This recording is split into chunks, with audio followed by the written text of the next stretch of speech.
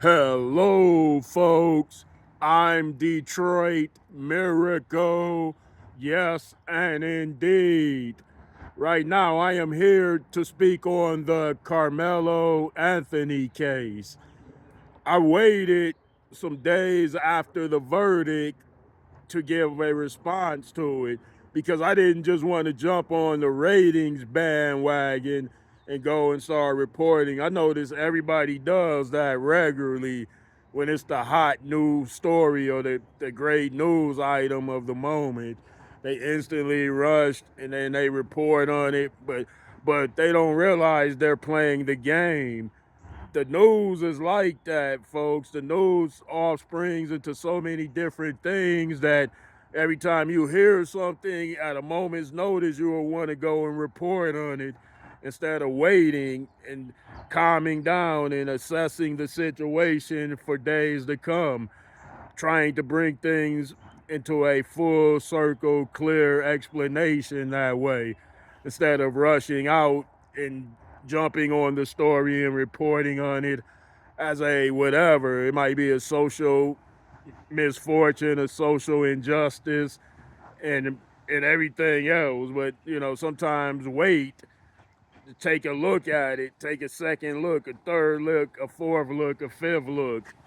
Well, in coming days after the 35-year sentence, which was incredible because it wasn't first degree murder by a long shot, and they usually give out that much time for first degree murder because he didn't choose to go in there and be bothered and harassed and picked on. I know he didn't want that. So, it's nothing that premeditated him to.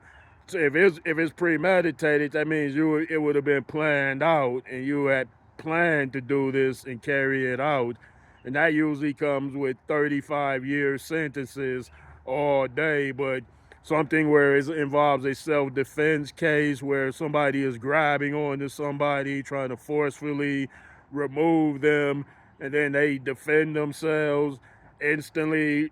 It might not have been the right choice to do as far as stabbing, but that was a choice that was made. Nevertheless, if he felt threatened, the guy might have been much bigger than him. He was with his friends. We've heard the stories. We've heard all of it. Um, I know some might say, well, two wrongs don't make a right, but a wrong will instigate another wrong in that case. How many rights instigate a wrong action or wrongdoing? So you gotta look at things like karma. You hear that name, karma, a very famous name, I must say, and well known. Yep, how things come back on you and what energy you send out, you get back in full circle. Like that guy, he harassed that kid and he bothered him and stuff. He instigated that situation.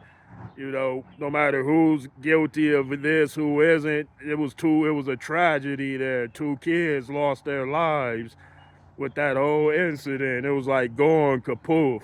They had their whole lives planned ahead, far in the future. They were both married the prom queen of their schools, this and that, and then suddenly it's over because of something blown out of proportion that wasn't really that serious to begin with.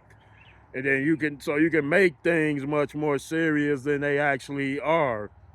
Okay, with the Carmelo Anthony thing, it looks like he has good grounds for an appeal.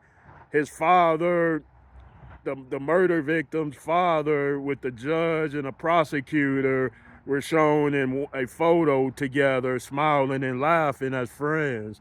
Now, that makes a conflict of interest in regards to a court case. So, those people should have removed themselves from that court case because what they know, what they have, what they feel is real close to that case based on them being family friends. So that would prejudice their judgment and their decision making. But nevertheless, they were still allowed to rule over that case and make key decisions.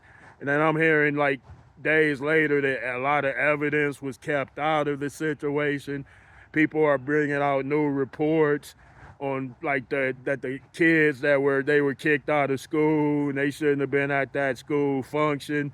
The kids that were picking on Anthony, it was said that they were troublemakers. They carried knives. They did. These are the reports coming from the news reporters reporting on their character and their behavior.